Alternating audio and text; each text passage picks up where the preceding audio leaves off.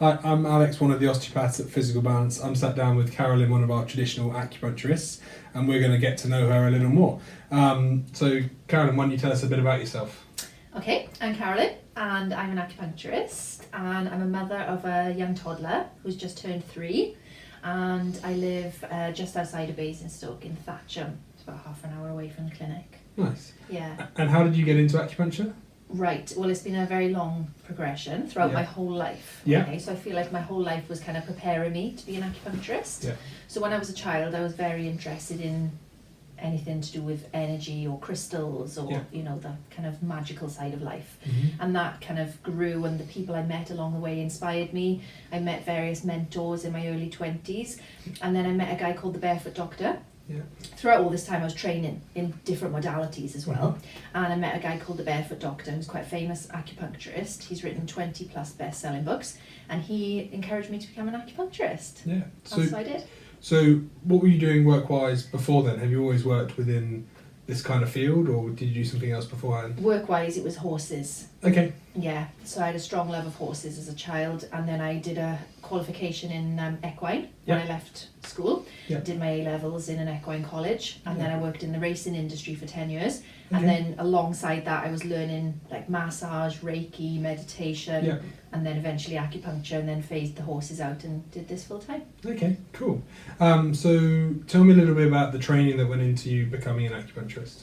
Okay, it's an extensive training, and so at the beginning of the 3.5-year degree I did feel very well prepared for it because I already knew the anatomy and I already had an understanding of energy. Yeah. And so a lot of the people on the course were kind of brand new to the concepts of energy and things like this, so I kind of feel like that gave me a bit of a head start. Okay. But during the 3.5-year degree they wouldn't let us put a needle in anyone until the end, until they were, you know, sure that you knew exactly where the points were and all of that. And I said at the beginning, can't we just follow the energy and find the point with our fingers? And they were like, no, you can't. And then after the degree they were like, remember what you said earlier about just following the chi? Now you can. Yeah. So you've got to have that kind of fundamental knowledge in place first. So there's a lot that goes into it before you're actually A lot. allowed to get hands-on with anyone. Yeah. Yeah, great.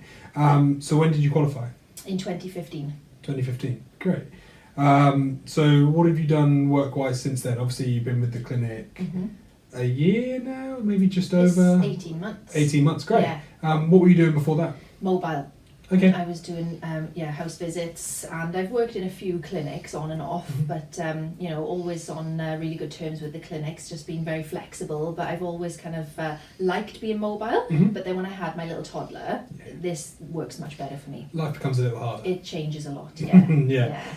So acupuncture can obviously be used to treat a lot of things. What would you say in particular it's good for?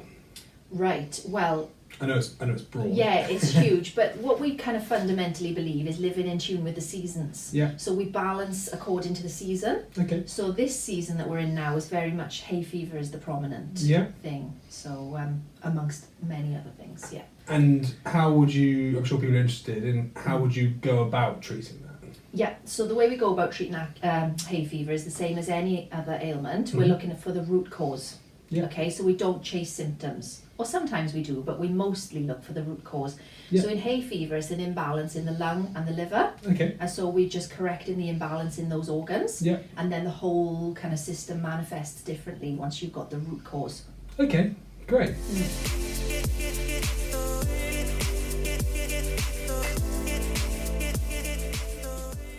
Thank you for tuning in. I hope you enjoyed it. If you think Carolyn can help you, then please get in touch via our website or call and follow our YouTube channel for any upcoming videos.